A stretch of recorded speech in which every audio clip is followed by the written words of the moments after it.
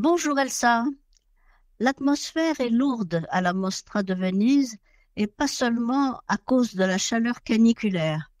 Car si les stars sont bien sur le tapis rouge, les films ne sont pas souvent à la hauteur et le sexe omniprésent ne réussit pas à faire oublier les horreurs de la guerre.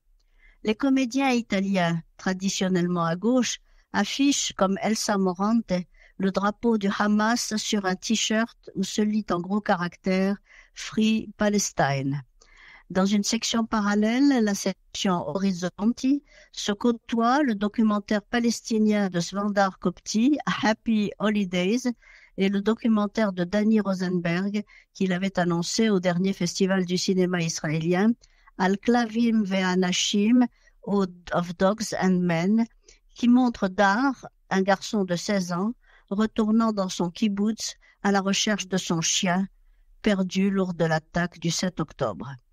Évidemment, la question qui brûle toutes les lèvres est posée par le titre du documentaire d'Amos Gitaï, Why War? Pourquoi la guerre?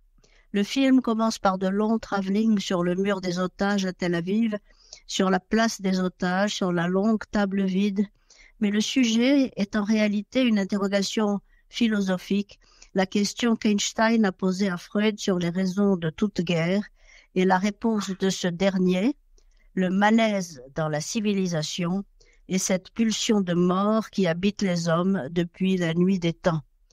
Le film est un peu grandiloquent et emphatique par ses images, sa musique et sa mise en scène très théâtrale.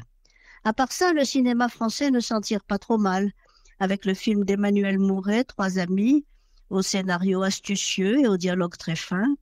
Quant à leurs enfants après eux, des frères Ludovic et Zoran Boukerma, d'après le roman de Nicolas Mathieu, il rend bien l'atmosphère de cette région du Grand Est, où les jeunes livrés à eux-mêmes peuvent commettre les pires méfaits. La violence de l'intrigue, rigoureusement mise en scène, est malheureusement édulcorée par un dénouement consensuel qui arrive très tard. Quand donc les cinéastes apprendront-ils à faire des coupes dans leurs œuvres?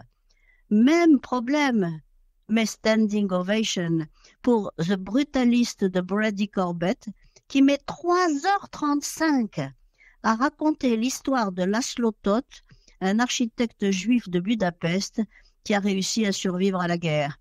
Il est aux États-Unis dans les années 40, seul, mais il sait que sa femme Erzébeth, également en vie, pourra le rejoindre un jour et qu'ils pourront se construire une nouvelle vie. Le réalisateur, Brady Corbett, n'utilise pas de flashback et se contente de nous informer sur les péripéties de l'intrigue par ce que disent ses personnages et ce qu'ils décident d'ignorer. Felicity Jones est excellente dans le rôle de l'épouse et Adrian Brody fait preuve d'une maîtrise totale avec ce personnage d'obsédé qui croit se construire une oasis spirituelle mais se crée en réalité une véritable prison mentale. Rien à voir avec Brad Pitt et George Clooney, réunis pour la 6e fois depuis Ocean's 11 et toujours aussi pétulants dans Wolves du Canadien John Watts, en loup solitaire qui se voient obligés de travailler ensemble parce qu'ils ont été chargés du même boulot de fixeur en même temps.